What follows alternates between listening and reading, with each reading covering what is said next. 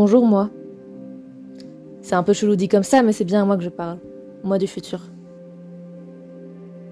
J'espère que tu vas bien, mieux, et que tu as trouvé ta place dans cet immense univers. Personnellement, je ressentais le besoin de te parler. Le jour où j'écris cette lettre est le 2 mars 2023. Je suis dans le train pour rentrer chez nous après 3 jours à Paris. Ces 3 jours ont été bénéfiques pour beaucoup de choses. J'ai fait ce que j'aime le plus, voyager. Certes, je n'allais pas loin et j'étais pas totalement dépaysée car je retrouvais Méline. D'ailleurs, j'espère que tu es toujours en contact avec elle, c'est une très belle personne. Nous avons fait les activités basiques de touristes et j'ai enfin grimpé à la Tour Eiffel. Et à pied.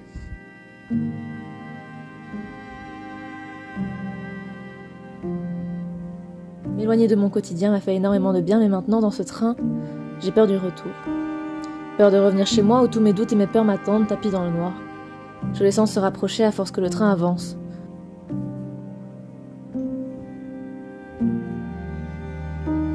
Dans 1 heure, je serai chez moi, mon quotidien, ma maison, ma chambre, mes pensées, celles que j'essaye de contrôler, de dompter sans succès. Ce petit voyage s'est conclu par une journée en solo. J'ai bien marché 5 heures avec mon gros sac à dos, sans but, en train d'écouter la même playlist en boucle. Je ne pensais à rien à part à mettre le pied devant l'autre, à suivre le soleil, à respirer. Je ne pensais à rien, pas à mon chez-moi, pas à mon passé, ni à mon futur. Ça faisait longtemps que mon cerveau ne s'était pas calmé, lui qui est tout le temps si bruyant. C'est grâce à cette longue marche que j'ai pu prendre du recul, analyser le passé, comprendre le présent et réfléchir au futur. Il faut bien y penser un jour au futur, non? Dans 1 mois et 8 jours, j'aurai 18 ans. Un âge qui me faisait rêver et qui maintenant m'effraie. Un âge où on pensait que tout allait changer alors qu'au final on serait au même endroit, avec les mêmes personnes à faire les mêmes choses. Quoique, les mêmes personnes c'est pas sûr. J'ai beaucoup de mal socialement.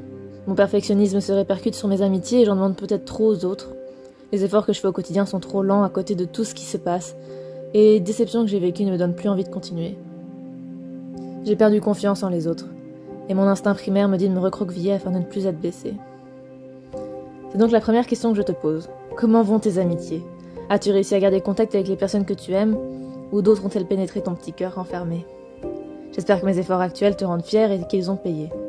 J'espère que ceux que j'aime font encore partie de ta vie et que tu as rééclairci tes relations avec d'autres. J'espère toujours m'entendre aussi bien avec ma maman et être toujours le modèle de mon petit frère. Les relations humaines sont la chose la plus compliquée et je me doute bien que ça ne va pas devenir plus simple avec le temps. On ne peut plus se réconcilier en partageant un bout de chocolat car la majorité approche et ses responsabilités avec. En parlant de responsabilité, où sommes-nous? Qu'avons-nous décidé de faire de notre vie? Maintenant, en mars 2023, la question des études m'angoisse tellement que j'en pleure presque à chaque fois qu'on évoque le sujet. J'évite les salons de l'étudiant et les portes ouvertes des écoles pour rester un peu plus dans le déni même si je sais qu'il faudra s'y mettre un jour. Mais c'est si dur de faire un choix parmi toutes les choses que j'aime, si dur de prendre le juste milieu entre passion et logique. Si je suivais mon cœur, est-ce qu'il m'emmènerait vraiment au bon endroit? Et si j'étais destinée à de plus grandes choses? On me répète que j'ai un potentiel énorme, que je pourrais tout faire. Et si justement je voulais tout faire, si je ne voulais pas me limiter, je ne peux pas prendre une année sabbatique car je ne reviendrai jamais sur le chemin des études, je me connais. Donc il faut choisir, s'inscrire et planifier son avenir. Même en écrivant cette lettre, je sens que je suis encore très perdue. Dis-moi qu'on ne l'est plus, qu'on a trouvé une voie, ou même un semblant de voie. Dis-moi que quand on demande quelles études tu fais, tu es fière de la réponse car tu sais qu'elle te correspond complètement. Dis-moi que tu as continué tes passions à côté quand même. Arrêtons un moment de parler de cette partie angoissante de la vie pour se tourner vers quelque chose de plus joyeux, l'été. Mon été commence petit à petit à se préparer et j'ai tellement hâte. Hâte de tout fuir, aller au soleil et faire des vlogs pour garder des souvenirs. Est-ce qu'on a pu faire les vlogs qu'on voulait faire?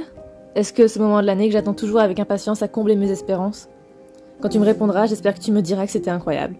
Même mieux que l'été dernier. Même si je pense que ce sera compliqué vu l'été dernier. Mon train arrive dans quelques minutes à Bruxelles. Donc, je te dis au revoir. Avoir pris le temps de t'écrire m'a fait du bien et a légèrement apaisé mes inquiétudes. Je ne sais pas quand tu me répondras. 6 mois ou peut-être 1 an. Peu importe. Tant que j'ai de tes nouvelles bientôt. Sur ce, je te laisse. Je rentre chez moi. Chez nous.